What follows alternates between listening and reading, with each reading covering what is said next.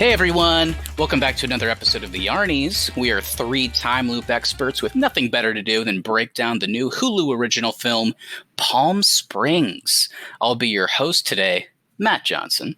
And as always, I have Keith Baker and Austin Terry with me to fill out the panel. Keith, how the hell are you? Man, just living every day like it's not my last. Just trying to get through it. I love it. I love it. Now, Austin, tell me, were you happy or sad to learn that we weren't watching Return of the Jedi again this week? Let me tell you, I was ecstatic. I'm so happy to have that film behind us. Fair enough. I can't argue there.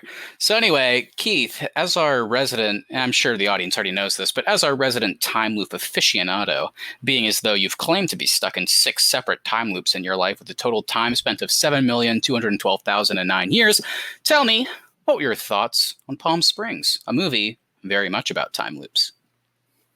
Well, Palm Springs was like my life, but with a happy ending. You know? Since I've been going through this thing for almost 7.5 million years now. I just can't fathom the way this movie ended. I was like, why can't I have that? But my initial thoughts going into this movie, I actually did not watch any trailers or read anything about it. I went into it blind, not knowing what it was about at all. So I was surprised to see that it was a time travel movie. And then it was kind of a Groundhog Day-esque kind of movie. So shout out to Bill Murray. I love Groundhog Day. And Back to the Future. So yeah, I love time travel movies. So it was really cool getting into this one. I thought Andy Samberg and the other actors and actresses did a good job. So yeah, that's my initial thoughts. Cool. Well, speaking of actresses, Keith, Austin, you can feel free to jump in here, but we all know how much of a crush you have on Kristen Milioti, the lead in this. So how was it seeing her? Why are you asking me to jump in? I didn't know Keith had a crush on her. Yeah, how do you know that? I definitely do, but this is the first time I've seen her in anything. Oh, okay, yeah, damn. Hold on, guys. Yeah, I'll see you in a bit. Huh? Wait, what? The heck what does that mean?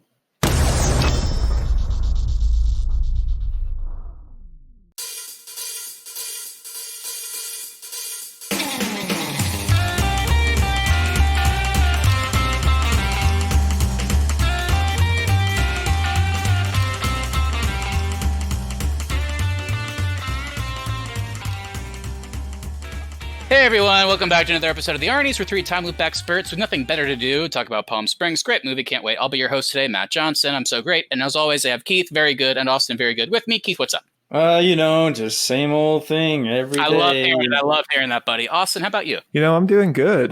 You're hosting this week. Very true. So it's kind of like my week off. Mm-hmm. Just like Andy Samberg, I'm going to crack a beer and just hang out today. That's so exciting to hear. I can't wait. Anyway, we should probably keep on going. Are you okay? We can't go into an episode like this. Oh, I think we can. I'm doing wonderful. Speaking of, that wonderful word I love so much, let's talk about the wonderful movie Palm Springs. So, Palm Springs, Hulu original, like we said, picked up for distribution at the 2020 Sundance Film Festival earlier this year. It was bought for a record-breaking $17.5 million. And I saw it could even be upwards of 20, so very interesting stuff. And there was a lot of talk surrounding this film between January and when it ended up hitting Hulu on July 10th, 2020, because of this big money spent by Hulu to acquire this movie. So the film itself, though, only actually cost $5 million to make and is currently grossed, with everything going on, COVID, it's only grossed $250,000 in theaters. So on the surface, sounds like a huge failure, but considering that people are signing up left and right for Hulu just to watch this movie, and the film itself apparently ended up having the most viewers in the first 3 days of release than anything ever on Hulu's platform. It sounds like, they have a pretty huge financial hit on their hands. Yeah, people are desperate for content. Yeah, no, truly. So it probably, in a weird way worked out. Especially so, it was also received extremely well by critics and audiences alike, with a 94% approval rating on Rotten Tomatoes.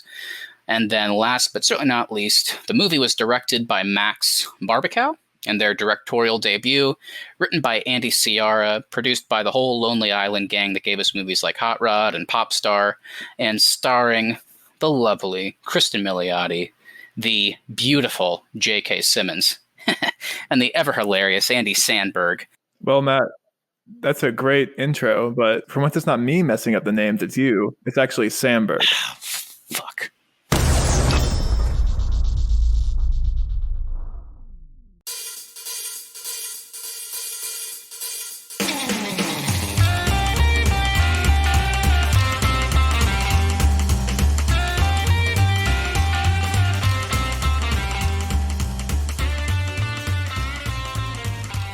Palm Springs.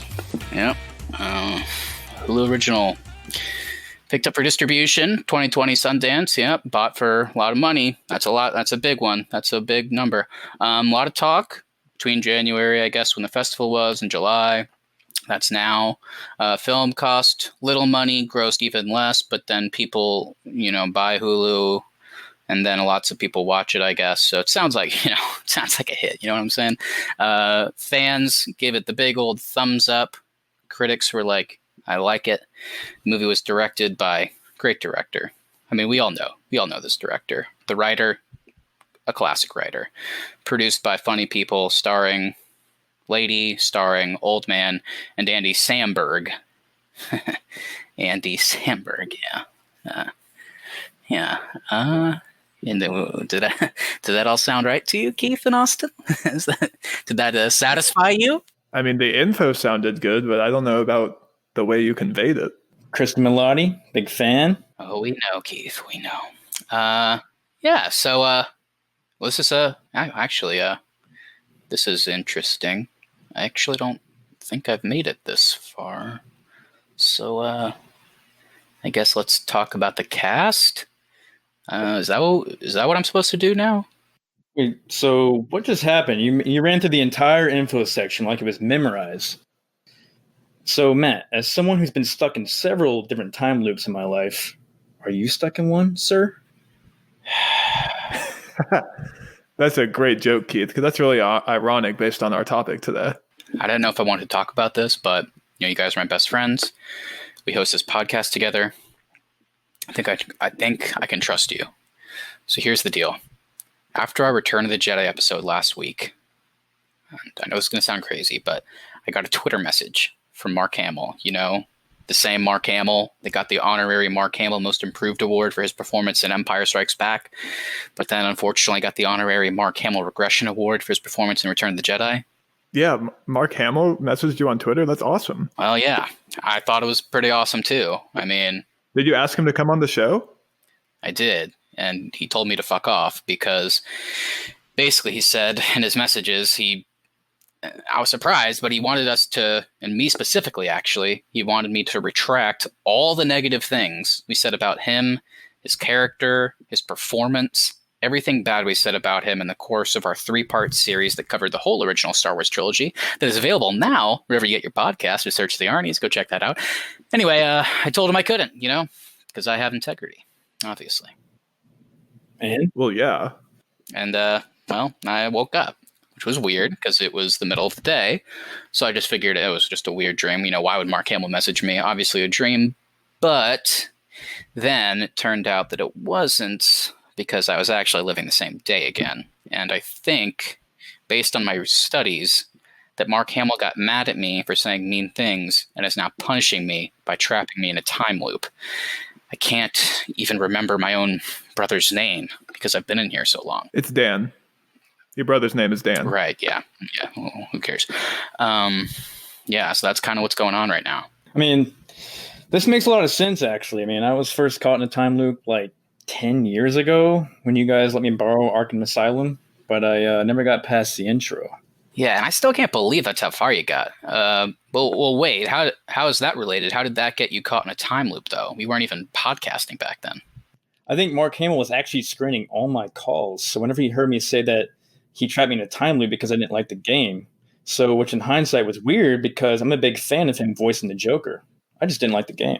Well, the game's incredible, so you deserved it. Let's be honest here. Who cares about who deserved what? How, Keith? I mean, How'd you get out? How'd you get out of that time loop? Well, after being trapped in the day for 34 years, I eventually decided maybe I should just play the game. And? So I marathoned it in a day and then woke up and it was finally the next day. Oh my God. Hey guys, I just got a message from Mark Hamill asking me to take back everything I said about his garbage performance in Return of the Jedi and A New Hope. Tell him you will. Tell him you will.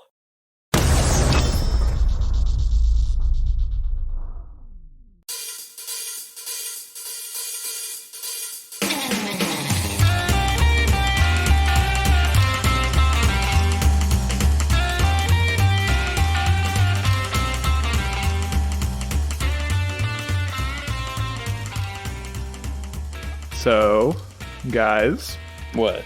I retracted my statement for you guys, but I could only hold my tongue for 2.5 minutes before posting on Instagram a picture of his face with a caption that said he's a terrible actor. Damn it, Austin. I just couldn't do it. And frankly, who would have thought Mark Hamill possessed the ability to trap his haters in time loops? I mean, honestly, if he has the ability to use time loops, he would have used all the extra time to take an acting class. I mean, I guess this explains why we don't hear more people talking shit about them. They're all trapped in time. Oh, that's actually a really good point. I mean, honestly, after we watched those 3 movies, I'm genuinely shocked that there was nobody else out there talking about how bad he was in them. Anyway, now that there's 2 of us in here, maybe Austin, we can put our heads together. I mean, how do you want to get out of this thing? Actually, 3 of us in here. Wait, what? When'd you? I know you've been in time loop, so when'd you get stuck in this one? I mean, I felt left out, so I reached out to him, telling him to put me back in the loop with you guys. Aw. I mean, that's nice of you, but you're an idiot. It's kind of cute. Anyway, well, hold on. Yeah, it's weird. I get that. But now we have an extra head. All 3 of us are in here. Let's brainstorm. How the hell are we getting out of here? I mean, we could just retract our previous negative statements about him. Maybe he'll cut us a break. I don't know, dude. I'm definitely not taking anything back about Mark Hamill. Yeah, definitely can't do that one. That's too much. Too far.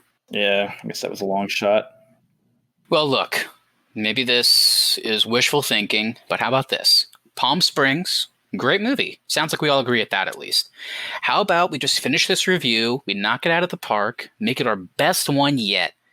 Who knows? I don't know. Maybe the time loop god Mark Hamill will smile down on us favorably for talking about a movie about his precious time loops. We have it in us. I know it. All right, let's do this. All right, let's start with the cast, guys. We talked about it earlier on our 12th day of this loop. Andy Samberg, Kristen Milioti, J.K. Simmons, Austin Keith. One of you jump in here. What'd you think of this cast? I don't know if this movie works without Andy Samberg in the lead.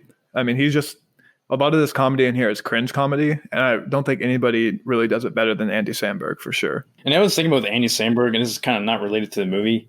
This guy does not age at all. If you really, I know. If you think about him, from he really doesn't. I think he started SNL in 05 or 06 or something like that. I might be wrong on that, but maybe, yeah. He looks exactly the same as he did 15 years ago.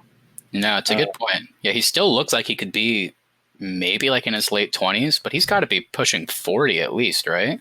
Well, I said not related to the movie, but it actually is kind of related to the movie. He doesn't age. Shit, you're right. Whoa. Yeah, whatever he and Paul Rudd are doing, we might need to look into that because I just turned 26 and I'm getting kind of nervous. So I'd like to stay like this for a bit. But anyway, yeah, I completely agree. I mean, he's just so good in this movie. I feel like although he's one of those actors that isn't really utilized for drama all that much. And maybe even though he's not doing specifically over-the-top dramatic moments here, I do feel like it's a good combination of like you said, cringe comedy, straight up just broad comedic beats that he delivers. And then whenever there needs to be actual sweet moments or moments that focus on the relationship that's building with these 2 lead characters trapped in this time loop, I feel like he nails it all around. Is there an actor working today that delivers just comedic faces better than Andy Samberg? And what I'm thinking of specifically is that opening scene at the wedding when he's just dancing and looking at the camera. Mm-hmm. That was hilarious. I don't know if there's another actor working today that delivers funnier faces than Andy Samberg can. That was really good. Well, I feel like that's what we would all do if we were trapped that long in a time loop. I mean, you have to find ways to entertain yourselves. I mean, so it's one day you watch one person and memorize where they go, then the next day you do it, and then eventually he's doing this choreographed dance moving through the crowd. And you're right, his sole goal is to just sleep with the Kristen Milioti character. And So this is the way that he shows off. And it was funny. It was a great kind of introduction because at first you don't really know what's going on. And like, this is kind of the first, I feel like, overt something's going on here. Because like Keith said, I didn't watch the trailer going into this, so I didn't realize it was kind of like a movie about being trapped in a time loop. But this was the first moment where I was like, this feels like kind of out of the reality of this movie. And then, of course, a few minutes later, we find out that it's not a movie based in reality. So really good stuff. But, you know, we got to talk about the other two leads here. I guess I wouldn't call J.K. Simmons a lead. I mean, he's really good in the movie. Obviously, he's willing to play smaller parts. But in the scenes that he is in, whether like his face is obscured and he's like behind a mask hunting Andy Samberg. I haven't seen him do, I might be wrong, I haven't seen him do comedy here. Or I haven't seen him do comedy like in a movie before, and he's really good. He's got great timing. Well, Spider-Man. I mean, as a for sure. That's kind of where he got his start. He was in. I mean, obviously, if he's one of those actors, look at his IMDb, you'll see so many roles. But the one that jumps out to me, for obvious reasons, is that he played Paul Rudd and Andy Samberg's dad in "I Love You, Man." He's barely in it, but right. He and Andy Samberg, like. Even though Andy Samberg is the younger son, they're best friends. And like they had a funny rapport. So it was cool to see them in this. But yeah, even him, like whenever it gets closer to the end, when everything seems so dire for Andy Samberg and his relationship, like he goes to see Roy, played by J.K. Simmons. And it's a really kind of interesting way to look at time loops, which we'll dive into later. But it's certainly, there's some funny moments, but it's pretty...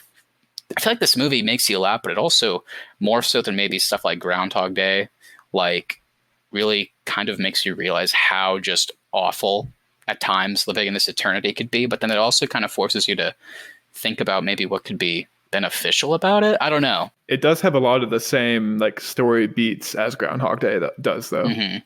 Yeah. Like you could definitely tell that it's heavily inspired by Groundhog Day, I would think.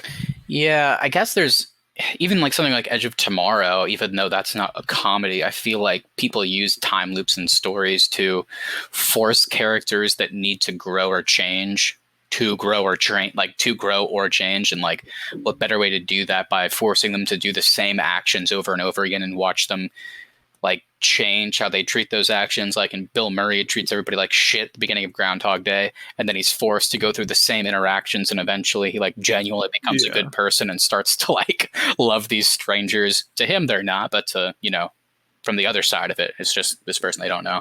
So this movie has a different way to do that, mainly because probably kind of the crux of it is this movie's gimmick. If you look at something like Groundhog Day, it's just Bill Murray stuck in a time loop. Look at Edge of Tomorrow, Tom Cruise is stuck in a time loop, and then kind of the twist on that, not only is it a drama, an action movie, but then he needs the help of somebody that used to be in a time loop, played by Emily Blunt.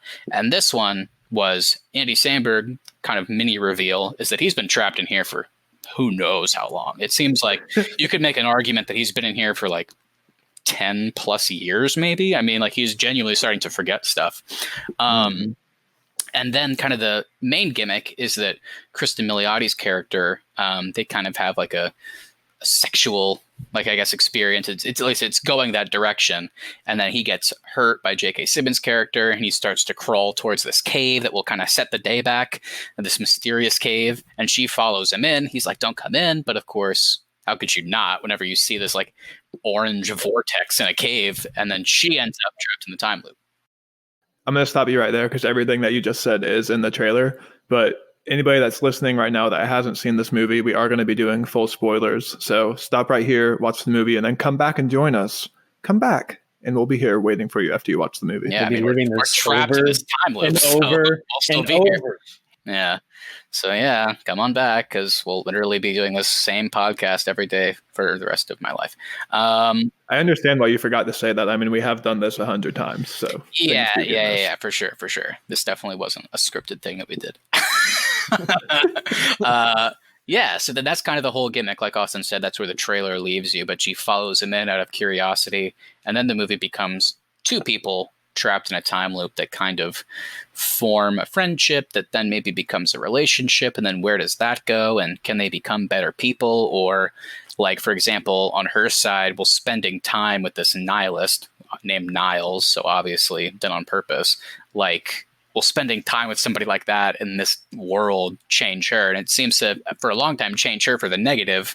And then once she goes away, he starts to genuinely change for the positive. She comes back. She's already changed. And then, of course, happy ending. So I thought it was cool. And Kristen Milioti is so good in this film. Man, yeah. Like, she's such a good counterpart to Andy Samberg. She's Have you guys seen her in anything? I've only seen her in How I Met Your Mother. That was the only thing. Yeah, I was going to say, we joked about it earlier, but genuinely, I think the only stuff I've seen her in is she plays the mom. I guess I shouldn't have said that. That's not even really a spoiler. Yeah, either. I guess I could say how it ends, but I won't. Yeah, she plays the mom in that. And then she plays... She does. I think she dies. Yeah. Anyway. And then she's also in The Wolf of Wall Street. Yeah, that's the one. The only other one I could remember is she was DiCaprio's first girlfriend or first wife before he meets Margot Robbie. But I mean, I know she's been working obviously since then, but this, I would have to say, this has got to be her biggest role, and certainly probably the one that's going to springboard her. Like we said, this movie is like by far the most successful thing on Hulu. People are signing up just to watch it. So for her to be in a lead role in a movie like that, it sounds like she's going to be kind of kicking off from here, which is great, because I thought she was just amazing. I think like we praised Andy Samberg, we can do the same thing for her. I mean, whenever she needs to be.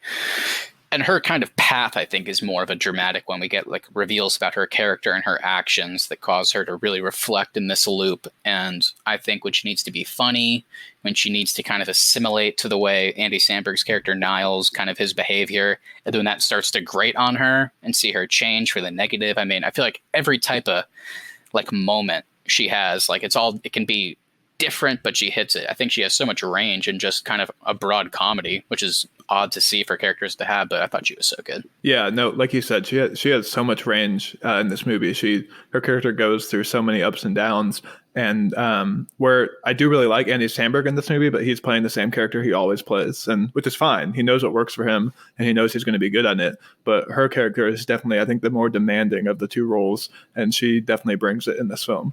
Absolutely.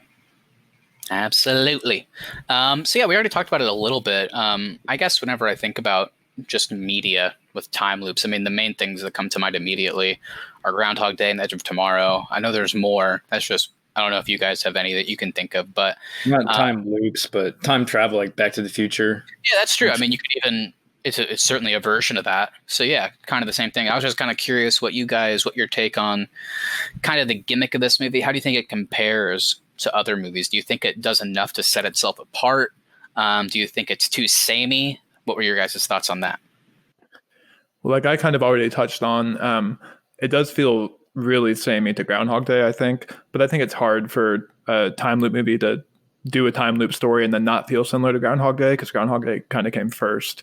But I do think we kind of pick up with Andy Samberg's character, like kind of where Bill Murray's character leaves off before he figures out, like before he grows as a person. So I kind of like how, like, because we don't go through any of this stuff that Andy Samberg says he goes through. Like, we don't go through him like first getting trapped. We don't go through him like getting bored with it. We don't do any of that. So I kind of like that we pick up with him already trapped in the time loop. So that's kind of different. That was cool.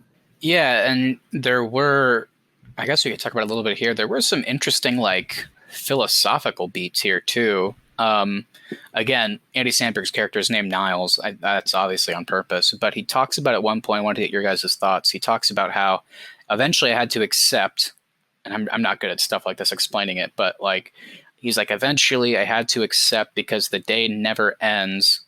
It's something like nothing matters. So he finally decided what the appropriate response to be, like in a loop where a life that nothing matters, which is to not care about anything.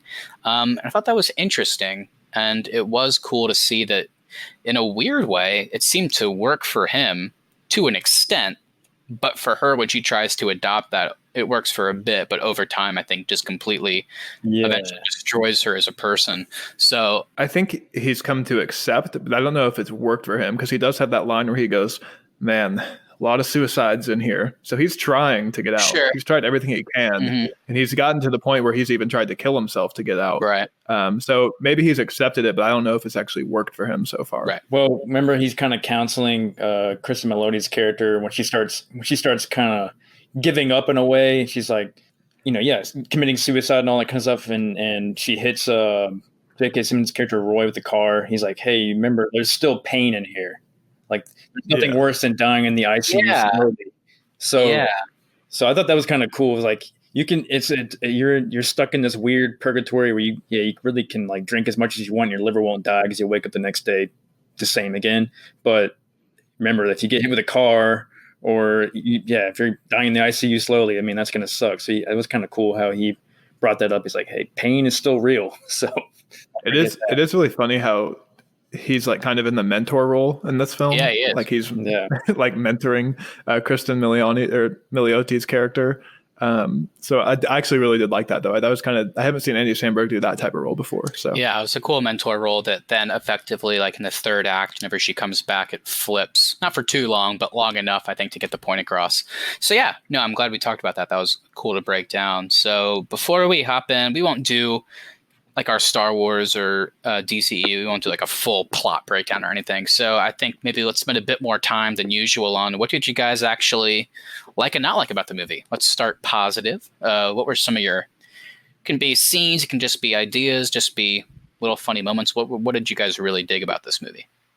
J.K. Simmons, for sure. I know he's not in it a whole lot, but every scene that he's in, as always, with J.K. Simmons is just great. I really like the relationship that he has with Andy Samberg's character, how like this every now and then on the days that he wakes up and he's feeling angry, he just drives out to Palm Springs to kill Andy Samberg's character. But most days he doesn't. So I think it's funny how Andy Samberg goes like, oh, he comes around every now and then and kills me. Like, it's just so used to it at this point. Well, yeah, and the thing I love about that is he was talking about how lucky it is that J.K. Simmons' character, who I guess, and we see at the very, very end, but he was a wedding guest. Like in the original timeline, this guy has some relation, so he is coming to the wedding, but he started that day in Irvine, so it's a long drive. So you're right. So it's like some days when he's really fucking angry, he drives all the way out there and literally hunts this guy, and we see like little like cutaways to him.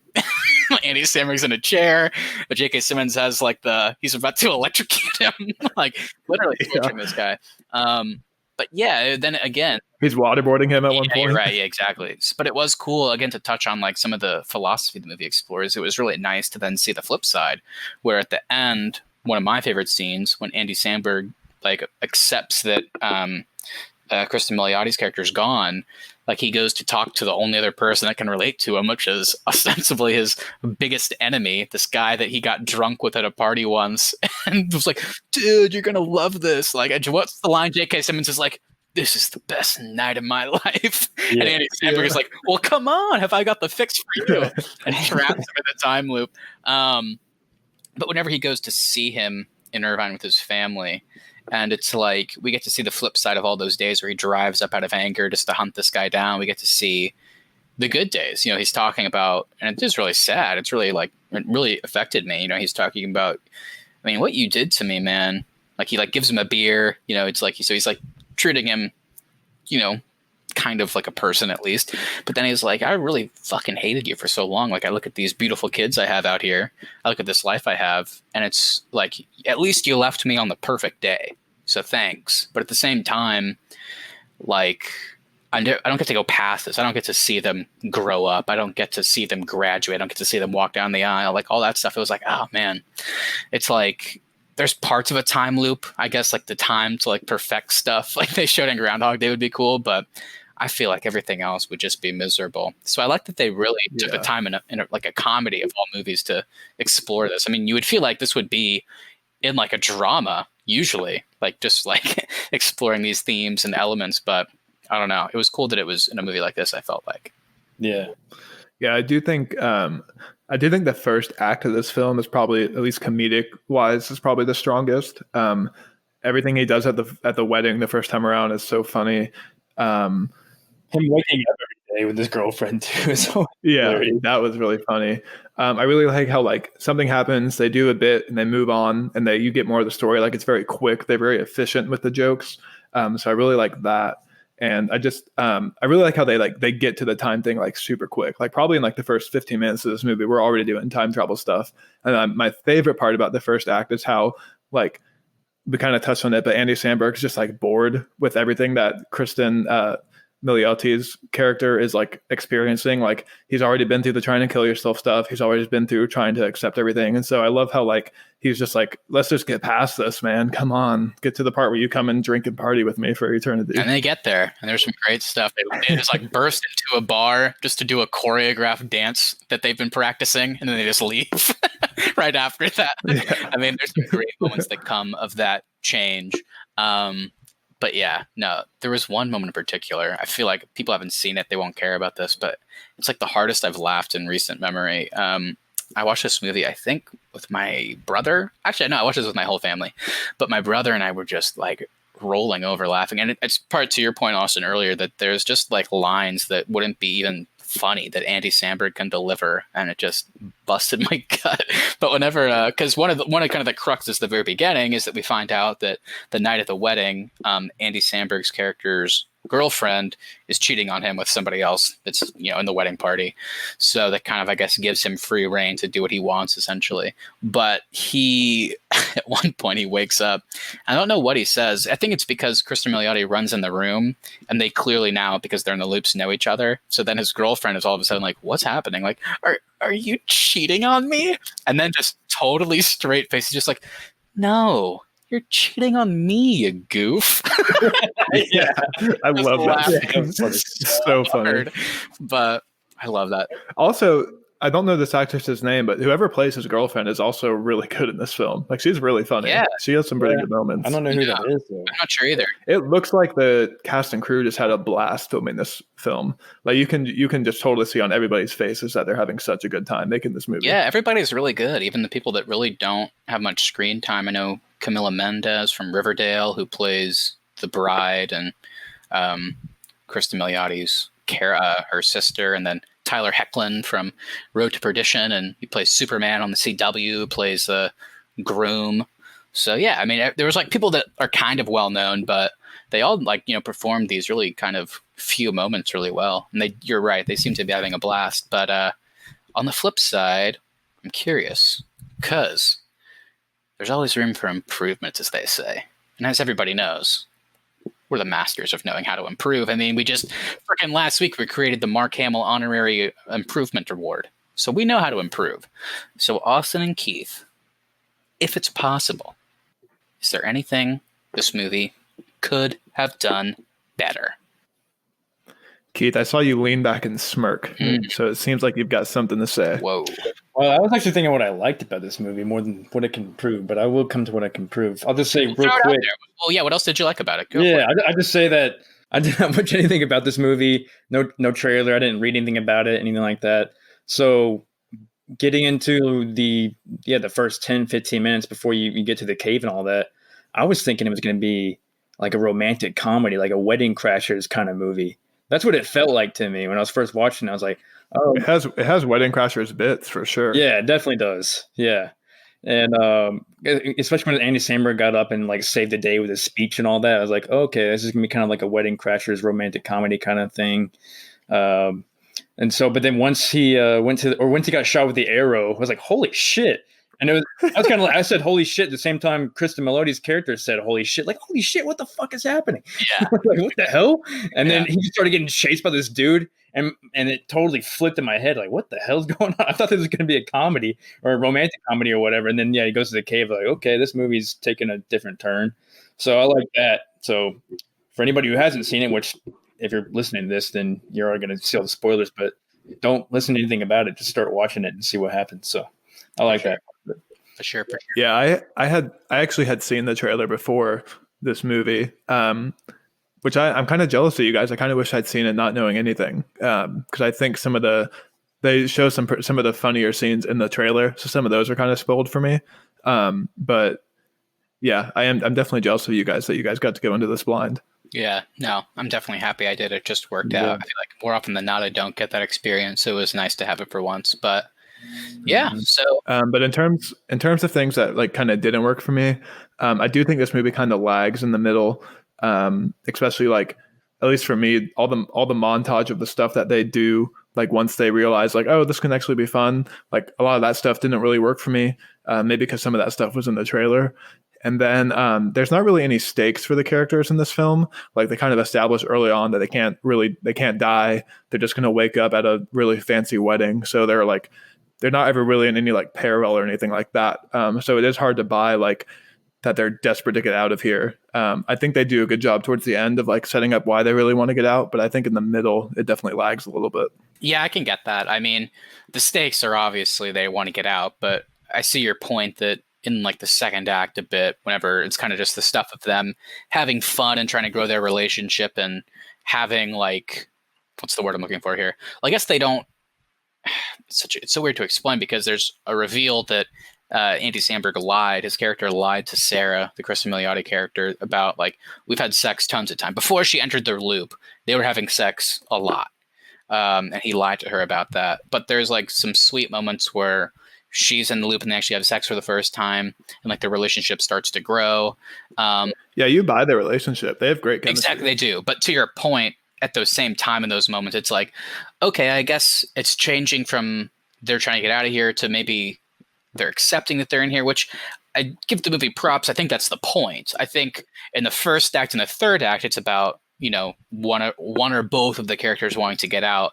But in the second, I think it's where they kind of come together and neither of them really do. They just kind of want to enjoy it. But I can also obviously understand you being like, it does lose a bit of momentum. So I can, yeah, I get that. I get that for sure.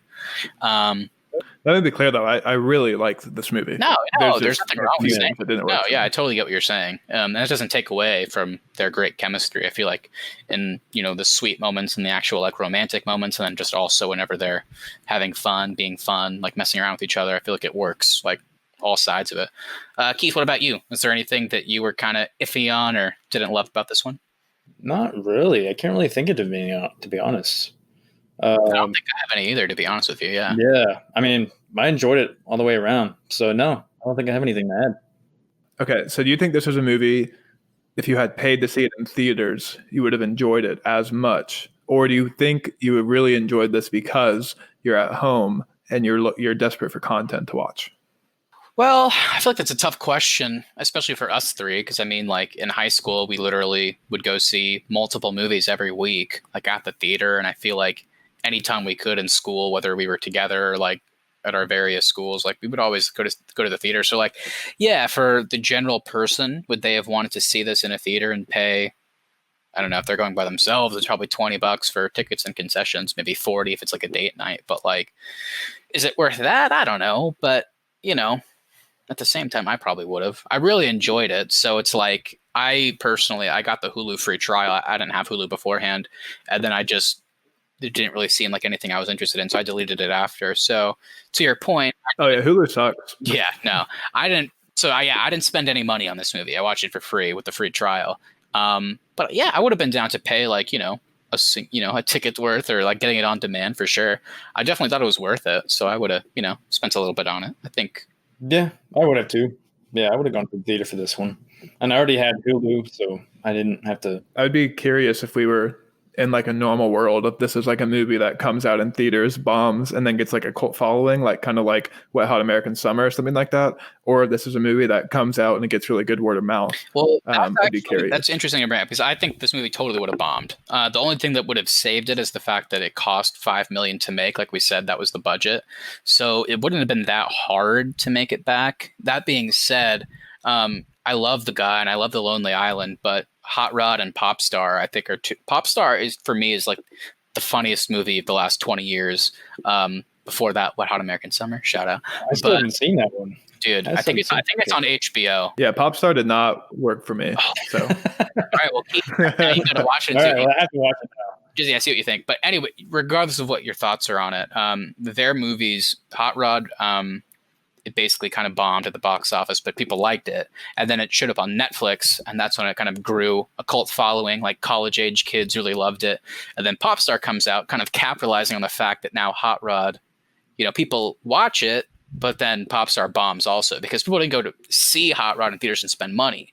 So would this have been the same thing? You know, would people spend money to see this in a theater after seeing a weird trailer with about a time loop and a weird, like, you know, relationship? I don't know. So I'm glad it actually, you know, it's one of like the silver linings, I guess, of COVID. because this movie is breaking all these records, making a shit ton of money. People are signing up for Hulu. And I'm glad, because I think that means that Andy Samberg, Kristen Milioti, and, you know, the directing team, producing team, writing team will get a bunch more gigs. So I'm happy about that.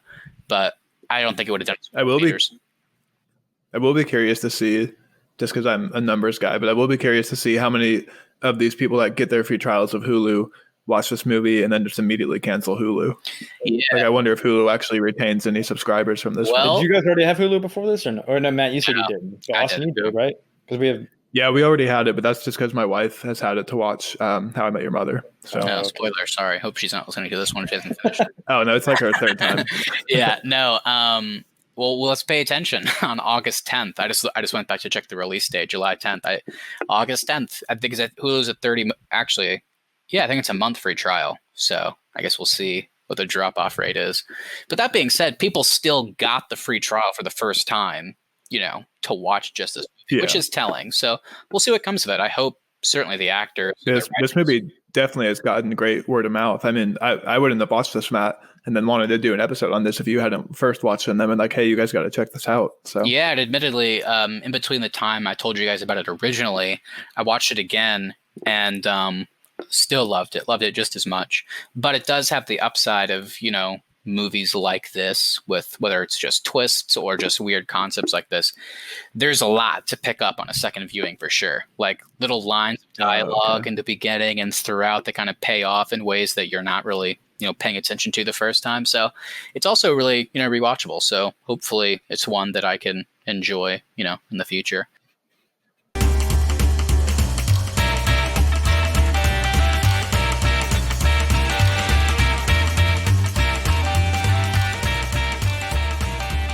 All right, guys. So I feel like with a movie like this, though, we've talked about, you know, the general beats, what we enjoyed about it, what we didn't, just the little things, the characters, all that good stuff. I feel like with a movie like this, and I feel like you guys will agree, if the ending sucks, it can ruin a movie like this. It's like if the ending just doesn't pay off, like I think about, for me, endings like Groundhog Day and even Edge of Tomorrow to a lesser extent, you know, maybe they're simple in execution, but I think they work for the characters in that world. So the whole time I was watching this, in the back of my head, just a little bit, I was kind of worried that this movie might not stick the landing. So basically, we have Kristen Milioti's character, after finding out that Andy Samberg's character Niles lied to her. They'd been having sex tons of times before she entered the loop. She's like, fuck off, I'm leaving. This is when we find out, or I guess we fully realize, that she had been having sex with her sister, who was the bride's soon-to-be husband. So maybe she wasn't as innocent as we may have thought. And I was confused by that. I was confused by why that upset her so much, because I guess she had forgotten about it, and then one day she sleeps in, and the guy comes out and says like, hey, you should probably leave. And so when that happened, I was confused why that upset her so much. And then later on, she says like, I can't keep doing this day over and over, like waking up to the fact that she did something horrible. So I got it later, but when it initially happened, I was like, I don't understand why that upset you so much.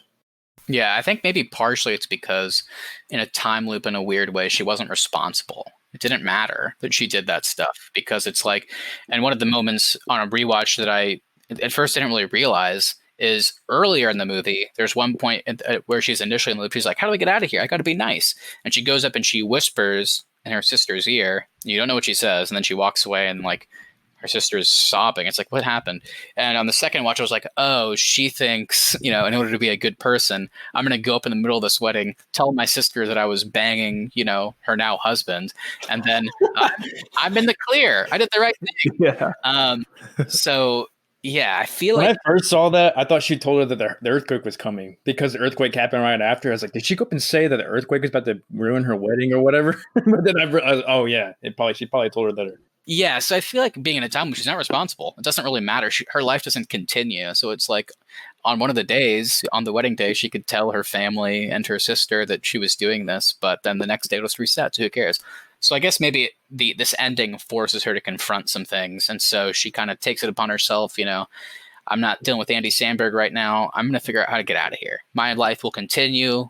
If I have to pay the price, fine, but I got to continue in some way and be held responsible. So she spends We don't know how long, obviously a long time. She kind of teaches herself quantum physics through like taking classes and meeting with professors. I love this. Yeah, I love this device. I thought that was a really cool idea. Yeah, no, it was definitely cool. And then eventually, of course, she gets to a point eventually where she's meeting with these professors and they're like, you know more than me. How's that possible? Yeah.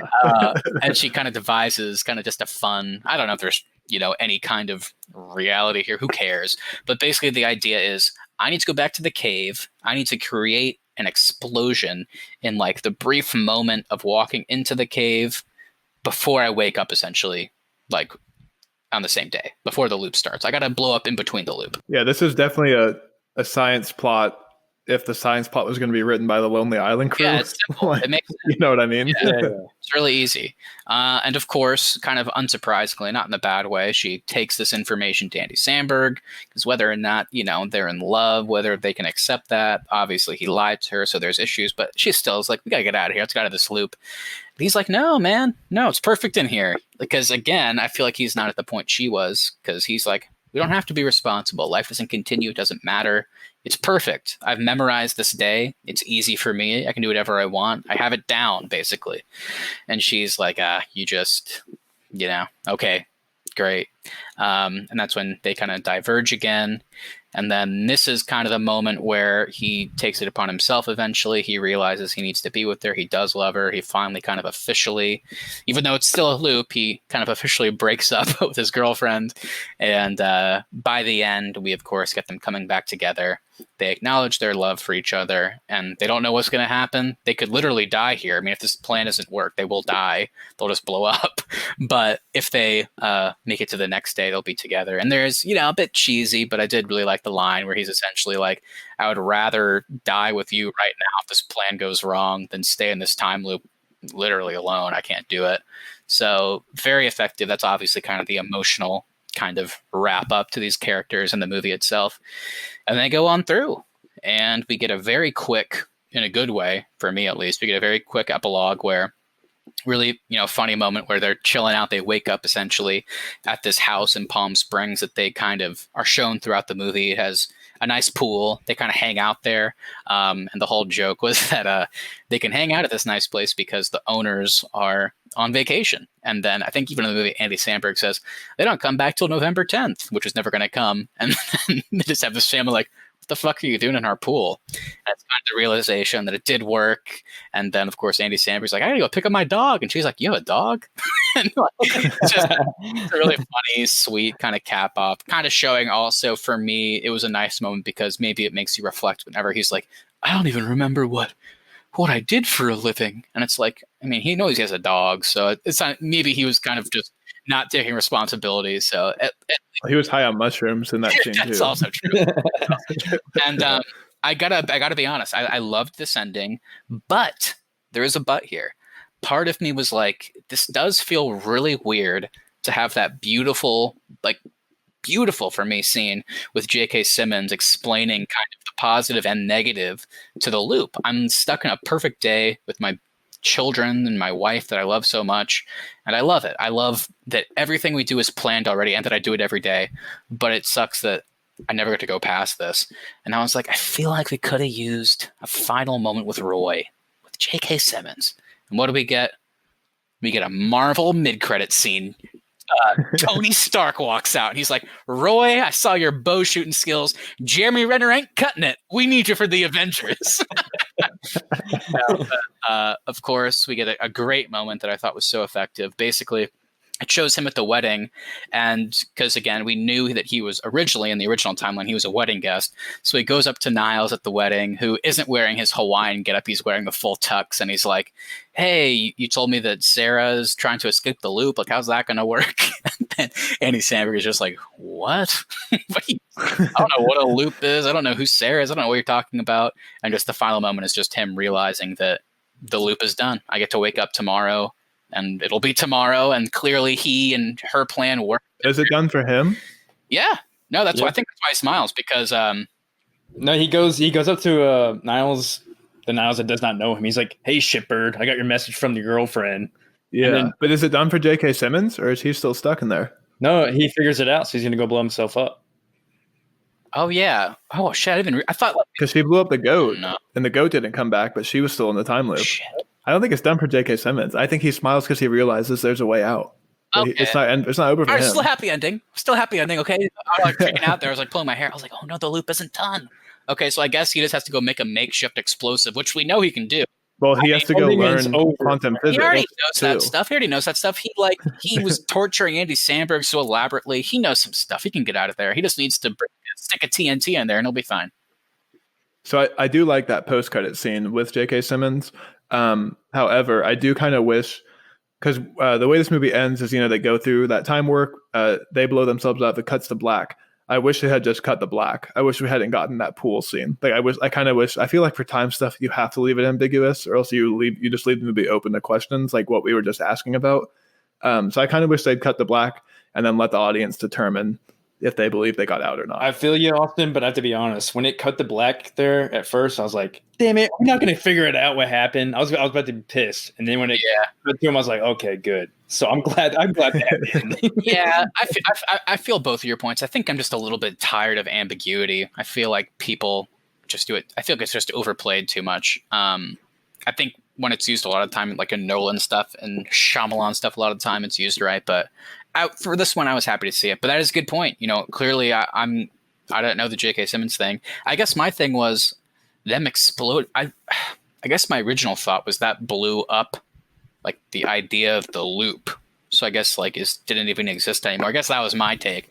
But I guess you're right. That wouldn't make sense, or else they wouldn't, because the goat went in. You're right. So I guess that makes sense. I guess he has to go do it himself if he wants to get out. But again, at least he has a way out that he knows works. So I think it's still, he still has to go.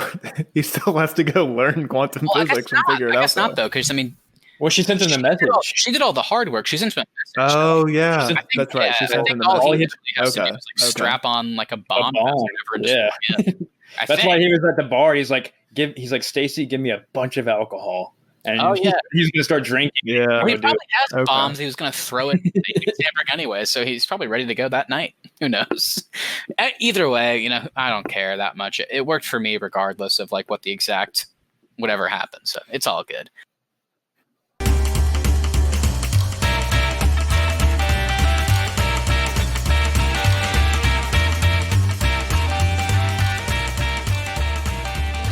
We've reached the point in the show. It's time to give out our awards. We started this a few weeks back with Star Wars. So basically what we're going to do here is just each of us is going to give an award. It can be anything. Literally anything. There's no rules or regulations here. We all have one award that we're going to present to this movie, and we'll see what happens. Keith, once again, as kind of our senior time loop expert here, I would just simply love if you would start us off with the first award of the night. Since I spent so much time with her in that dinky bar playing pool, I'm going to give the most white trash award to Carla. Yeah. Lady from the bar they play pool at, and they have his millionth birthday party at. She gets the most white trash award. She played the exact same character in Breaking Bad. She knows it works for her. Yeah, she knows like kind of what they want her for, I guess. I don't know if she's ever done anything else, but we love her, and she deserved that. Everyone out there, here's some advice. If you find something you're good at, perfect it. If you're good at being a meth head on screen, perfect being a meth head. Own that. What's the actress's name? She's a good one. Can't remember. Oh yeah, here's it. Dale Dickey. Dale Dickey. Dale Dickey. That's right. I actually didn't know that. That's Dale Dickey. So shout out to Dale Dickey. Shout out. You win the most white trash meth head reward. I love it. Not as a real person, just as not as a real person, as an actress. To be clear, yeah, we're showing her respect here. But speaking of respect, though, there's few people that I know that are more respectful than Austin. Austin, I know whatever award you give, it will come from a place of utmost respect. So please, Austin, take it away. Today, it actually is from a place of respect. I'm giving the Acceptable Adoptive Father Award to J.K. Simmons. If a situation ever arose where I needed a new father, I would want J.K. Simmons to be my adoptive father. I love that. That's actually quite sweet. Now, give me one reason why. What's the main reason that you would want him to be your father? Just with how accepting he is of his kid watering some poop. Yeah. I watered a lot of poop in my day. So if he's accepting with his kid, if he's that accepting with that kid in his movie, he'd be accepting with me too. I think that's beautiful. I genuinely do. And that's actually funny because I was originally, there were some snubs and some late submissions, but I was originally going to give my award for kind of, I don't know what you want to call it. The name wasn't officially formed, but it was basically kind of like best conservationist, and it was going to go to Poop Watering Kid. But fortunately, we had literally like a last minute submission, and I just couldn't pass it up. So everybody, the final award of the night, I'm proud to present it. Creepiest grandmother ? Award goes to just the grandmother. I don't know what her name was. She just popped up. There was a weird moment at the end where, like, she's in a time loop, right? At the beginning, she's just like, hello. And then at the end, she does the same thing, but then she's like, good job getting out of here. So I guess she's in the time loop. I don't know. But regardless, I was creeped out anytime she was in the background. In a good way. Which is why you deserve that award. So there we go. Another award ceremony in the books. And hell yeah. Congratulations to our winners. Yeah, congrats. Once again, expect your award in the mail in 6 to 8 business weeks. So, guys, we did it. That was a hell of a review. I know. And as much fun as this was, I really don't want to do this again. So can we please get out of here? Same. I kind of regret asking Mr. Hamill to put me in this loop so I could just hang out with you guys. Yeah, that honestly, I mean, in hindsight, that was a weird choice. But you know what? Yeah, I already told you, dude. That was dumb. I do like that you wanted to hang. It came from a good place. I just wanted to hang out. But you know what? So I don't care if it came from a good place or not. You know what? Screw this. Hey, Mark Hamill. If you're listening, I really liked how innocent you played Luke in A New Hope. Okay, how about that? There's a positive for you. I agree. I mean, I also liked how you believably were passed out, but still moaned for Ben, Dagobah, Yoda before Han shoved you into that tauntaun. Yeah, that was great. Yeah. Guys, let's be real. Do not cater to Mark Hamill. He sucks. He sucks in Star Wars. Austin, come on, man. This is the 50th time we've done this. You need to say something nice. He's just punishing us now. I mean, Keith and I, we did our work. He's punishing all of us because he won't say anything nice. I mean, come on, try. I can't do it. Our audience needs us to be honest. I'm not going to lie. You gotta just lie. Come on. Sometimes you just gotta lie. Fine. I liked how you yelled, "That's impossible," when Darth Vader said he was your dad. Well, okay. Hey, okay, yeah. That's we can work with this. You can't mumble it though. You need to mean it. Mark needs to hear you. So come on, do your impression. That's impossible. Great. All right, Keith, your turn. Keep it up. Let's all do one so that there's no way you can keep any of us out. Do your moaning before being shoved into a tauntaun impression again. Ben, Dagobah, Yoda. Great. That was good. Okay, Matt, ask Leia what her mom looked like the way Luke did. Oh, right. Leia, what did your real mother look like? I think it's working. It's working. Guys? Hey, are you guys here? I'm good. You guys good? Yeah. Yeah. So wait, hold on. Whoa. Keep my calendar. It's tomorrow, guys. Yes! We did it! We made it! Thank God. Whoa. Oh. Hold on, guys. Hold on. That's great we're out and all. But now we're one day closer to our next episode. We need to start watching, and we need to start planning. Well, hey, let's look on the bright side here. It means, I loved reviewing Palm Springs, but now we can do something different. So I'm sure the next thing is going to be just as good. So, Austin, what are we reviewing next time? Yeah, next time it's The Phantom Menace. Oh, great. Yeah. I actually, now that I think about it, I mean, do you guys know if that, young kid that played Anakin Skywalker in episode 1 is also a Lord of Time Loops? Because if so, we might, need to try not to bash him. Nah, we got to risk it. Yeah, agreed. Yeah. So Austin, I'm sure our audience has thoughts on The Phantom Menace. I think people were excited to give their thoughts on the original trilogy, but Phantom Menace, I guess you could say, is a bit more controversial. So what should they do and where should they go if they want to share these thoughts with us so that we can read it on the next show next week? Yeah, well, everybody, thank you once again so much for listening. Please make sure you hit that subscribe button, as always, so you never miss an episode. And please also share us with a friend so we can continue to grow this show. At the Arnies is our social. And please feel free to message us your thoughts on The Phantom Menace, the prequels, or just Star Wars as a whole. Once again, that's at the Arnies. The Arnies.media is the website, so be sure to check us out there as well. Awesome. I'm excited, guys. And again, yeah. Do I want to talk about The Phantom Menace? Not really, but at least it's different. So anyway, if you guys don't mind, it's finally tomorrow. We're out of this loop, so I'm going to go celebrate. I'm going to go see what's going on. Thank God, after 7 million days or whatever it's been. Who even knows? Yeah. Talk to you guys later. Yeah. I'll see you guys. Bye, guys. Can't believe shitty Mark Hamill trapped us in a time loop. Guess he is good for something after all.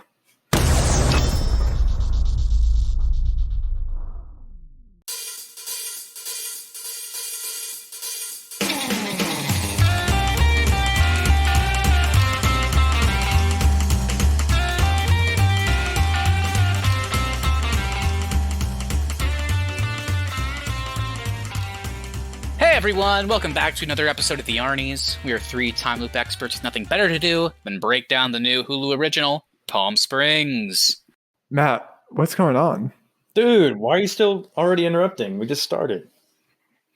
Oh, guys, I think we're still stuck in the time loop. Oh, I get it. Is that some cute reference to the fact that we're reviewing a movie about a time loop? Good one. Yeah, good one, Austin. Everyone knows you love a good joke. What? Mark! No! This can't be happening!